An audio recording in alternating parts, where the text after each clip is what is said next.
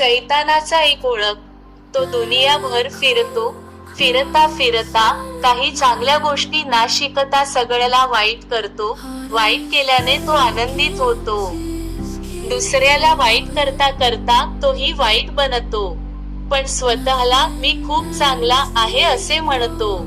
उदाहरण, इयोब पुस्तक पहिला अध्याय 7 वचन मध्ये लिहिल्याप्रमाणे, इयोबला तकलीफ देण्याची आधी सैतान पृथ्वीवर इकडे तिकडे हिंडून फिरत होता. पहिला पेत्राचा पत्र 5 अध्याय 8 वचन मध्ये सांगते, सावध असा, जागे राहा. तुमचा शत्रू सैतान हा गर्जणाऱ्या सिंहासारखा कोणाला गिलावे हे शोधत फिरतो. कारण दुनियाभर फिरून मूर्खपणा, पुष्कळ वाईट ज्ञान गोळा करतो.